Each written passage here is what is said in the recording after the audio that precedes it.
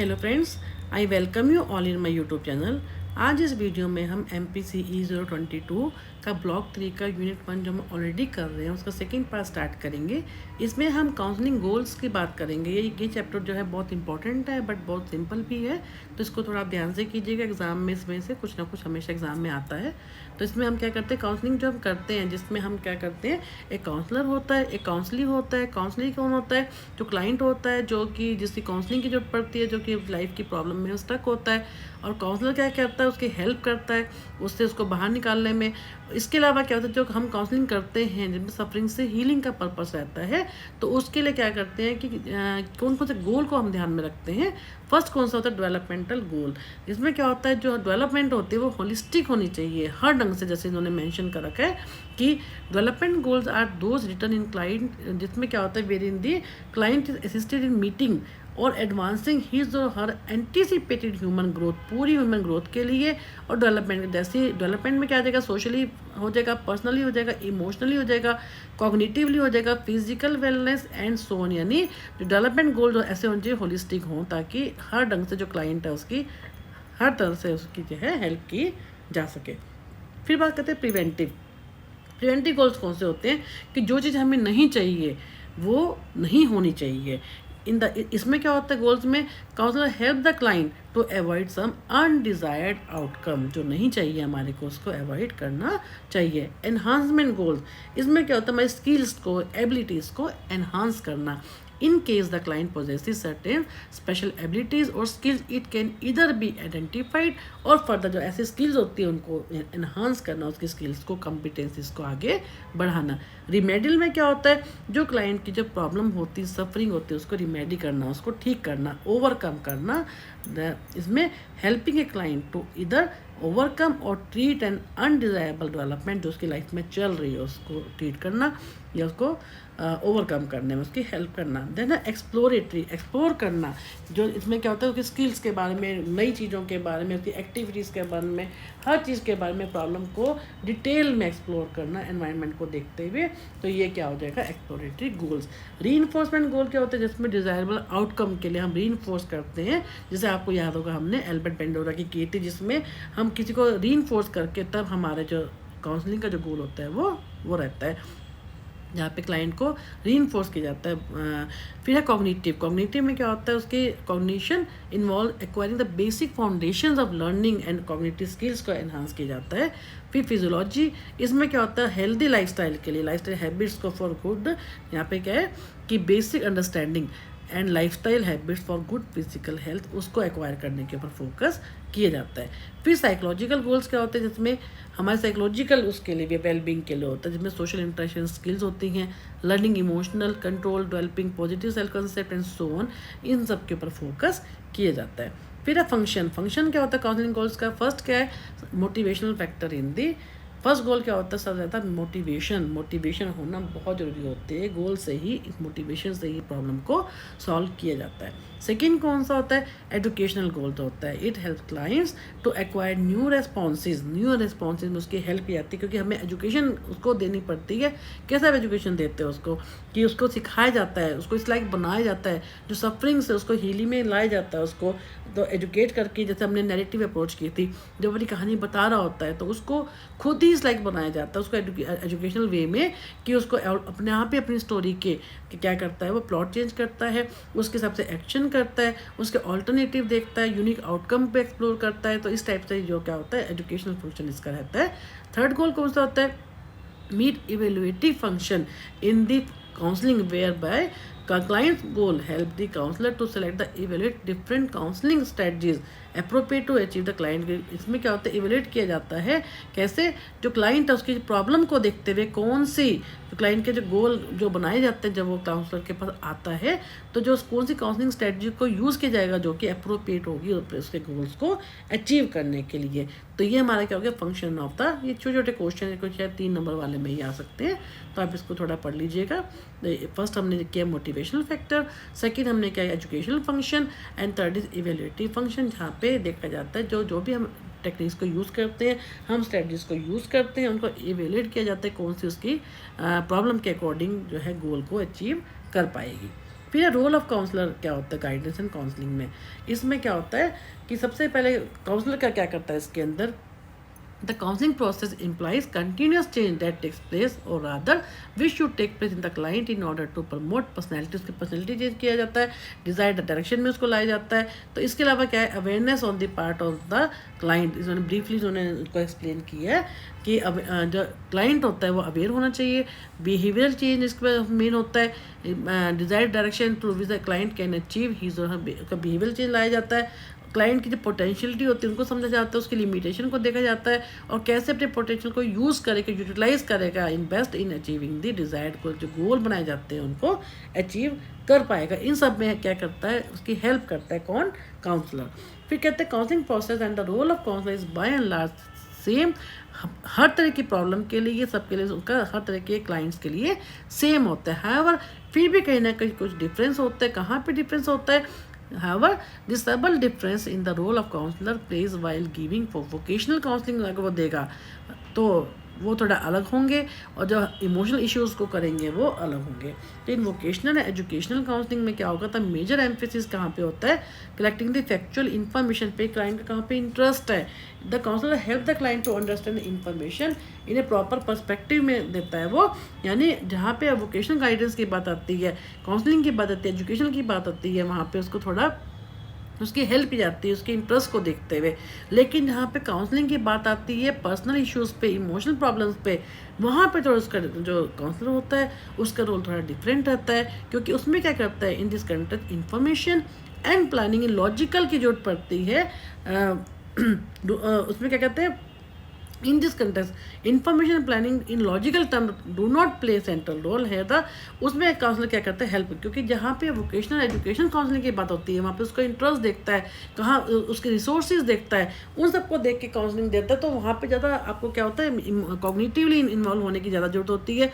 लेकिन जब वो बात करता है इसकी, जहाँ पे आपको सिर्फ लाइफ की प्रॉब्लम की बात करनी है, पर्सनल प्रॉब्लम की बात करनी है, सोशल प्रॉब्लम की बात करनी है, इमोशनल प्रॉब्लम की बात करनी है, वहाँ पे कैसे करता है क्लाइंट का जो काउंसलर का हेल्प जो कहाँ पे करता है वो, यहाँ पे उसका रोल क्या होता है, counsellor help the client to express their feelings, clarify and elaborate them as a related to उनकी प्रॉब्लम है उसको बारे में बताए, एक्सप्लोर फीलिंग को एक्सप्लोर करता है, पर्सनल रिसोर्सेज को देखता है, make the client aware of the desirable action, उसको अवेयर कराया जाता है क्लाइंट को कि किस टाइप का हम चेंज कर सकते हैं, हमें किस टाइप का चेंज चाहिए। फिर प्लान एक्शन, जो हमने उसकी बात कर ली, फिर एक्शन हमें कैसे एक्शन करना है उसके साथ, क्लाइंट के साथ मिलकर। फिर help client implant the most appropriate action, जब हम गोल्स बनाते हैं, जब हमें चेंज की हम बात करते हैं, रिसोर्सेज को देखते हैं, उनके बेस के ऊपर हम क्या करते हैं, एक्शन करते हैं।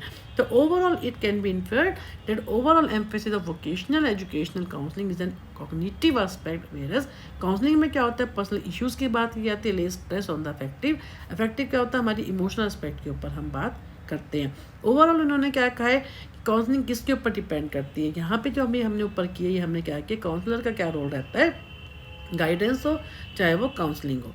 अब इन्होंने फिर भी उन्होंने कहा कि कहीं ना कहीं थोड़ा फ़र्क होता है वोकेशनल एजुकेशन का काउंसलिंग में के कंपैरिजन में। जो दूसरी काउंसलिंग होती है वो कहीं ना कहीं जहाँ पे वो इमोशनली अटैच ज़्यादा होते हैं, पर्सनल इश्यूज़ की बात होती है, स्ट्रेस को रिलीव की बात होती है, वो थोड़ी काउंसलर अलग होते हैं। और ये जो होते हैं वोकेशनल एजुकेशन काउंसलर होते हैं वो थोड़ा कॉग्निटिवली इन्वॉल्व होते हैं, वो रिसोर्सेज को देखते हैं, वो उसका इंटरेस्ट देखते हैं क्लाइंट का, उसकी बात इन्होंने की है। अब फाइनली इन्होंने क्या कहा है कि हैकने एंड कॉर्नियन, इन्होंने क्या कहा है कि स्टेजेस की बात की, जो काउंसलिंग होती है वो किन किन स्टेजेस में से निकलती है उसकी इन्होंने बात की है। फर्स्ट क्या है, each of this stages is further elaborated, establishing relationship with the client, जो क्लाइंट के साथ रिलेशनशिप सबसे ज़्यादा इंपॉर्टेंट है, प्रॉपर एटमॉस्फेयर होना चाहिए। जब क्लाइंट आता है काउंसलर के पास तो सबसे ज़्यादा इंपॉर्टेंट फर्स्ट स्टेप कौन सा होता है, जिसमें जो होता है काउंसलर वो क्लाइंट के साथ मिलकर रैपिड बिल्डिंग करता है, जिसमें उसको एक ऐसा एनवायरनमेंट देता है। The counsellor takes the initiative in the initial interview to establish a climate जो कि conducive to the development, mutual respect, trust, free and open communication, understanding in general, इस टाइप का देता है ताकि उसका जो ट्रस्ट वो है जो काउंसलिंग प्रोसेस में इन्वॉल्व हो और उसका ट्रस्ट बिल्ड हो सके। Both the counsellor's attitude and verbal communication significant to the development of satisfactory relationship. जो रिलेशनशिप बनता है, उनकी जो रैपिड बिल्डिंग बनती है, वो दोनों चीज़ें बहुत मैटर करती है। काउंसलर का खुद का एटीट्यूड कैसा है और वर्बल जो बोल रहा है वो क्या बोल रहा है, वो जेन्युइन भी है या नहीं है। तो वर्बल कम्युनिकेशन के रोज़ क्या क्या कैसे मालूम होता है कि वो जो है उसके वर्बल कम्युनिकेशन कैसे वो जो क्लाइंट उससे कन्विंस होता है कि जब वो अटेंटिव लिसनर होता है, अंडरस्टैंड करता है क्लाइंट को, उसकी फीलिंग को समझता है। तो quality of counsellor client relationship determine the counselling outcome. Factors कौन से होते हैं that are important in the establishment of counsellor client relationship are positive regard, बहुत इंपॉर्टेंट, उसकी रिस्पेक्ट, एम्पैथी, जेन्युइननेस, जो कि हमने क्लाइंट सेंटर्ड अप्रोच में भी की है। सबसे ज़्यादा इंपॉर्टेंट ये होते हैं आपको जब सक्सेसफुल काउंसलिंग के लिए ये सब चीज़ें होना बहुत ज़रूरी है। It is by means of this relationship that the counsellor elicits and recognizes the significant feelings and ideas that determine the behavior of the client। इस टाइप से इन्होंने कहा है कि बहुत ज़रूरी होता है, उसी के हिसाब से क्या होता है दोनों का आपस में रिलेशनशिप बनता है। तो counsellor client relationship not only serves to increase the opportunities for clients to attain the, सिर्फ जो इनका रिलेशनशिप होता है सिर्फ इसी से ये नहीं होता कि उनके जो हम अटेन कर पाते हैं गोल को, बल्कि also be A potential model of a good interpersonal relationship. इससे क्या होता है दोनों के जब आपस में इंटरपर्सनल रिलेशनशिप होते हैं वो अच्छे होते हैं, one that clients can use to improve the quality of the relationship outside the therapeutic setting. का मतलब क्या है, जब काउंसलिंग हो रही होती है तब तो उनके जो रिलेशन होते हैं मैटर करते ही हैं, उसके बाहर भी जो है उनके जो आपस में कितना अच्छा रिलेशन है वो मैटर करता है। The counsellor help the client make effective interpersonal relationship and free him from the unrealistic aspiration. जो फालतू की बातें वो लेके बैठा होता है उनसे उसको फ्री करता है। इस टाइप से जो काउंसलर जो होता है plays a part of the teacher, एक टीचर के रूप में काम करता है।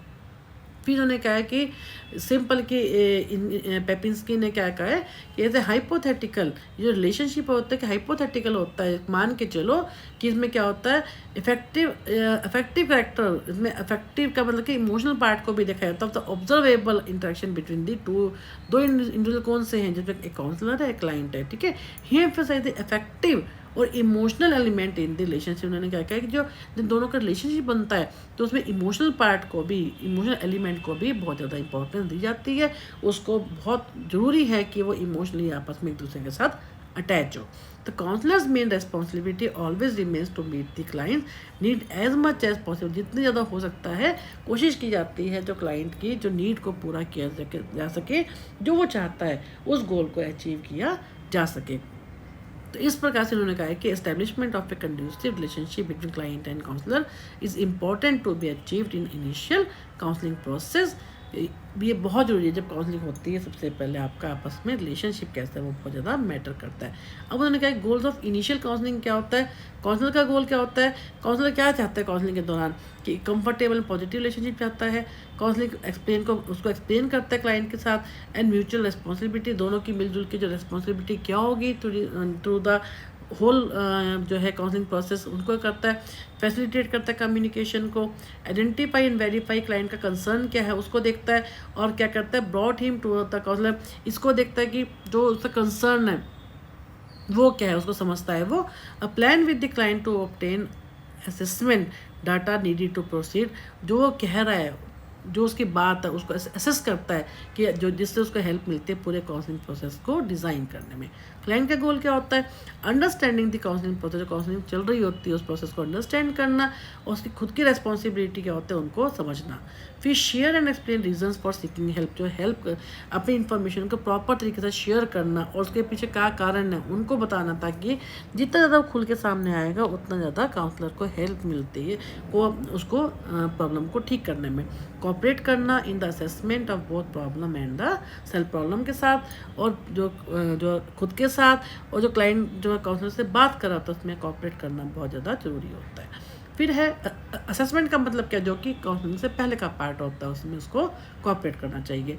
Then come to problem identification and exploration. इसमें क्या होता है, अब जब आपके शुरू में स्टार्टिंग में हो गया जो है आपस में ट्रस्ट बिल्ड हो गया, तो after establishment of N adequate relationship clients become more receptive. अब वो थोड़ा उसको समझ में आना शुरू हो जाता है, दोनों के ट्रस्ट बिल्ड हो जाता है।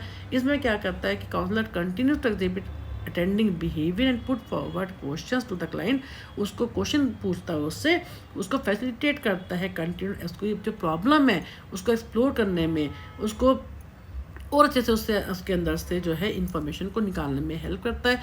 और ताकि क्वेश्चंस क्या होते हैं डैट माइट एम्बेरेस, कई बार जो क्वेश्चन होते हैं एम्बेरेसिंग हो जाते हैं, चैलेंजिंग होते हैं, थ्रेटन हो जाते हैं, इन सबको अवॉइड करना चाहिए ताकि जो है क्लाइंट को कहीं पे भी बुरा फील ना हो। क्वेश्चन पूछे जाएँ लेकिन एक डिग्निटी को ध्यान में रखकर, ऐसे क्वेश्चन ना हो जो कि जिनका आंसर देने में क्लाइंट जो है पीछे हटे, खुल के बात ना कर पाए।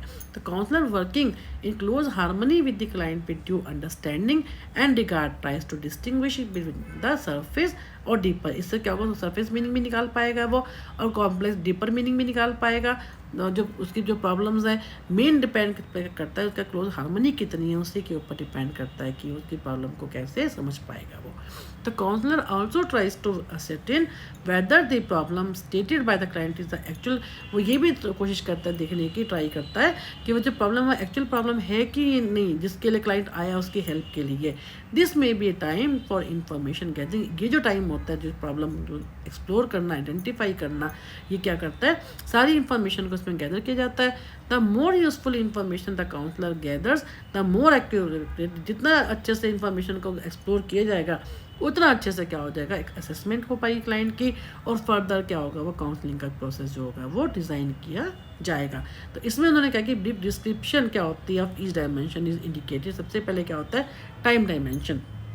टाइम में इन्होंने क्या कहा है कि इसमें टाइम बहुत डिपेंड करता है इसके अंदर। जब क्लाइंट काउंसलर के पास आता है तो पहले उसके जो पास एक्सपीरियंस जो हैं उनके बारे में बात की जाती है, कब से वो प्रॉब्लम हुई है, कितना टाइम हो गया है, उन सब के बारे में बात की जाती है, कितने कैसे कि प्रेजेंट इस समय क्या है, कैसे उसके जो पास्ट के एक्सपीरियंसेस है उन पर फोकस किया जाता है जिसने उनकी लाइफ पे असर डाला है।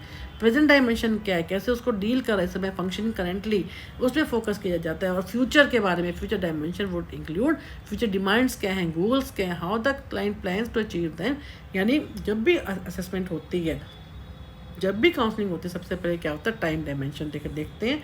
इन तीन के ऊपर इन्फॉर्मेशन को कलेक्ट किया जाता है, पूरी काउंसलिंग इन तीन चीज़ों के ऊपर बेस्ड होती है।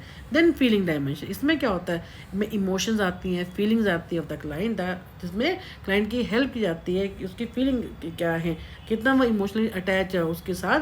क्लाइंट भी होता है, इसके अलावा जो काउंसलर होता है वो भी कोशिश करता है अपनी उसी ढंग से उसके साथ इफेक्टिवली जो है उस इमोशनली उसके साथ अटैच हो, ताकि वो जो अपनी बात उसके सामने रख सके, उसका सेल्फ कंसेप्ट जो है वो बिल्ड हो सके। फिर कॉग्निटिव डायमेंशन, इसमें क्या होता है how the client solve problem, कैसे क्लाइंट जो है वो कैसे उन प्रॉब्लम को सॉल्व कर रहा है, कैसे उसका कोपिंग स्टाइल है, the rationality used in the making daily decision and clients की capacity and readiness for the learning, कितना वो तैयार हो उस चीज़ के लिए, सीखने के लिए। इन सब चीज़ों के ऊपर बेस्ड होती है असेसमेंट, और उसी के हिसाब से जो है काउंसलिंग प्रोसेस को तैयार किया जाता है। तो अब इन्होंने क्या कहा कि at this point counsellors may use certain standardised test to diagnose the problem. अब इस बेस के ऊपर वो देखता है, टेस्ट को यूज़ करता है जो स्टैंडर्डाइज होता है, फ्री फ्रॉम बायस होता है, and the counsellor tries to collect as much as relative information is possible. अब क्या करता है, मैक्सिमम इन्फॉर्मेशन को कलेक्ट करता है, फिर उसको इंटीग्रेट करता है ताकि उसके सामने एक प्रॉब्लम सामने आ जाए, ताकि उसके ऊपर फिर वो वर्कआउट कर सके, उसके हिसाब से उसका प्रोसेस को बना सके। फिर वो देखता है कि क्लाइंट की वो हेल्प करता है, डेवलप करता है उस चीज़ को, अंडरस्टैंडिंग को करता है, कहाँ पे उसको चेंज की जरूरत है उसके हिसाब से वो एक्शन लेता है। तो यानी इन्होंने क्या, अब इन्होंने इसी चीज़ को आगे क्या करा है, इसके स्टेप्स में, स्टेजेस में बना दी कि प्रॉब्लम में हम जो एक्सप्लोर करते हैं, प्रॉब्लम को आइडेंटिफाई करते हैं, वो कैसे कैसे होती है। फर्स्ट इसी के सब हेडिंग है जो हम अभी कर रहे हैं, जो हमने प्रॉब्लम आइडेंटिफिकेशन एक्सप्लोरेशन की बात कर रहे हैं सेकंड पॉइंट की, उसी को इन्होंने आगे क्या किया है। सबसे पहले हम प्रॉब्लम को डिफाइन करते हैं, जब कैसे जो प्रॉब्लम है, जब वो क्लाइंट बोलता है अपने बारे में तो उसकी जो प्रॉब्लम को समझा जाता है, उसको डिफाइन किया जाता है। फिर एक्सप्लोर किया जाता है कि इन्फॉर्मेशन जो गैदर की जाती है, जो चाहिए होती है हमारे को फुल्ली अंडरस्टैंड द प्रॉब्लम, जिसके बेस के ऊपर हम प्रॉब्लम को समझ सकते हैं, उस पूरी इन्फॉर्मेशन से रिलेटेड सारी चीज़ों का एक्सप्लोर किया जाता है, बैकग्राउंड को इकट्ठा किया जाता है, एंड काउंसलर में टेक डिटेल केस स्टडी ली जाती है, ताकि जो है एडमिनिस्टर स्टैंडर्डाइज साइकोलॉजिकल मेजर, जो टेस्ट मान लीजिए हमारे को किसी का इंटेलिजेंस को देखना है, तो उस इंटेलिजेंस टेस्ट को हमें कौन सा करना है, किसी का इमोशनल हमें देखना है कि उस पार्ट को देखना है, तो उसके लिए हमारे को वो टेस्ट को यूज़ करना है। तो जो इन्फॉर्मेशन हम गैदर करते हैं, हमारे जो प्रॉब्लम का हमें डिफाइन हो जाती है, हम उसको एक्सप्लोर कर लेते हैं, उसके बेस पे हम देखते हैं, ये केस स्टडी बनाते हैं और जो साइकोलॉजिकल टेस्ट होते हैं उनको यूज़ करते हैं। फिर सारी इन्फॉर्मेशन को हम क्या कहते हैं, इंटीग्रेट करते हैं। In this step the counsellor systematically organises, सबको ऑर्गेनाइज करता है, इंटीग्रेट करता है ऑल द इंफॉर्मेशन जो उसने कलेक्ट की है और उसकी प्रॉब्लम से रिलेटेड होती है और जो उसने टेस्ट लगाया है उसके बेस के ऊपर सबको इकट्ठा करके, और इसके अलावा जो क्या also begins to explore changes, जो हमारे को चेंजेस चाहिए उसके लिए क्या क्या चीज़ें रेस्पॉन्सिबल है, क्या क्या डिटेल में उनको एक्सप्लोर किया जाता है, और जो रिक्वायर्ड ऑब्स्टेकल्स जो होती हैं उनको भी आइडेंटिफाई किया जाता है, जो हमारे को उस गोल तक पहुंचने में दिक्कत करती हैं, हमारे सामने एक हिंड्रेंस होती है जो एक बैरियर के रूप में काम करती है।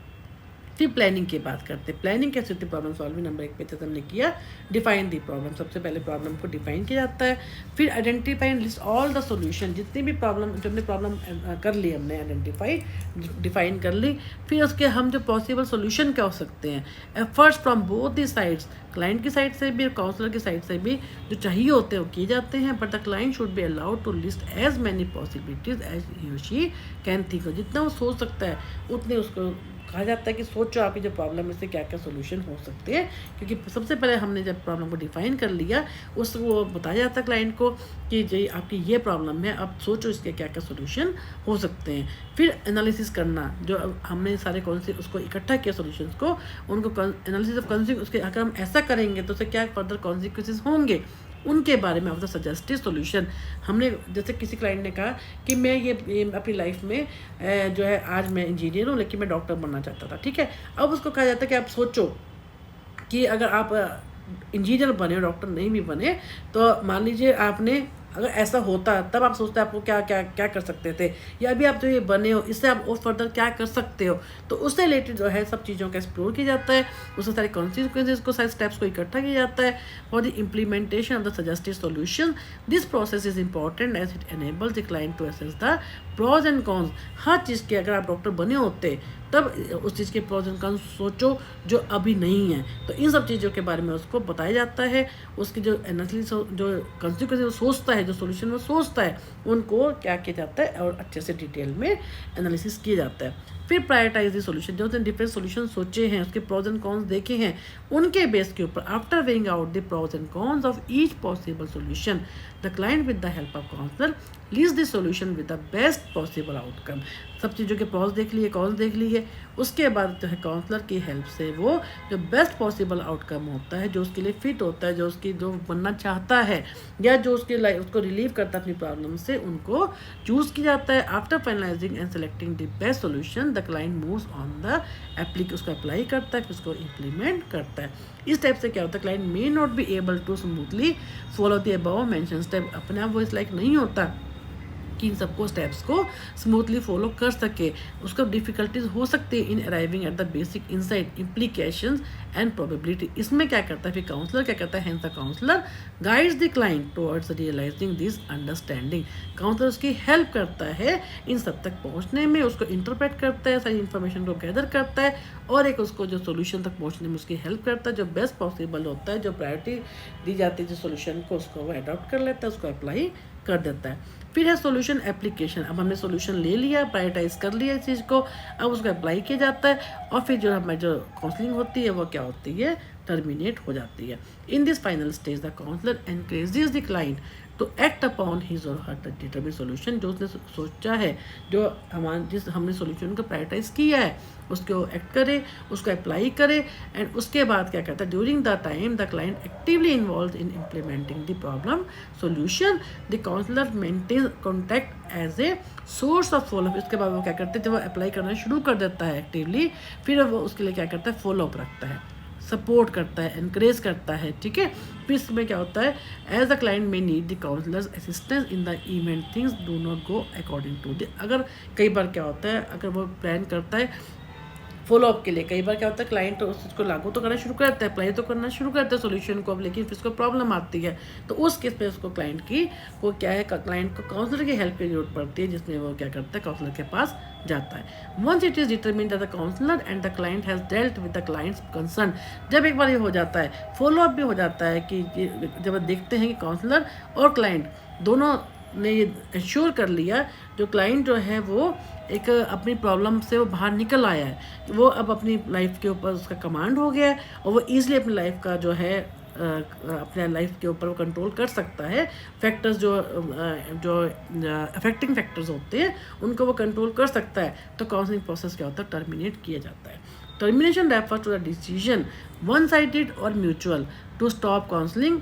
यानी क्या होता है कि पहले वैसे जो टर्मिनेशन का जो स्टेप होता है, ये काउंसलिंग शुरू करने से ही जब प्रोसेस होता है उससे पहले ही उसको बता दिया जाता है कि जब हम सक्सेसफुली आपके जब बनना चाहते हैं, जब एक गोल है हम उनको अचीव कर लेंगे, तो ऑटोमेटिकली जो होगा आप जो है हमें जो काउंसलिंग लास्ट में क्या होता है, आफ्टर फॉलोअप हमारे को ये टर्मिनेशन करनी पड़ेगी। तो counselling usually conclude the counselling by summarising the main points of the counselling process. Last में क्या होता है, उसको जब टर्मिनेट करते हैं उससे पहले उसको बता दिया जाता है, जो भी हम सारा प्रोसेस होता है उसको उसकी ऑडियो उसकी रिकॉर्डिंग उसको दी जाती है, और ताकि जब क्लाइंट होता है उसको अगर मान लीजिए फिर से उसको लाइफ में कोई प्रॉब्लम आती है तो या तो वो जो है काउंसलर से मिल सके, उसको फॉलो कर सके, उससे असिस्ट कर, उसकी जो हेल्प की जरूरत पड़ती है उससे मिल सके। और कई बार क्या होता है कि जो उसको जो हम प्रूफ देते हैं, जो उसकी रिकॉर्डिंग देते हैं, तो उसके बेस पे भी वो उसको हेल्प मिल जाती है उस चीज़ को सुनकर अपने आप को लाइफ के ऊपर कंट्रोल करने की।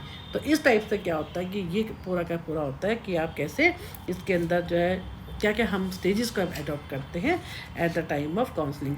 तो ये चैप्टर भी यहाँ पे ख़त्म होता है। नेक्स्ट वीडियो में हम नेक्स्ट यूनिट स्टार्ट करेंगे। Thank you for watching my YouTube channel.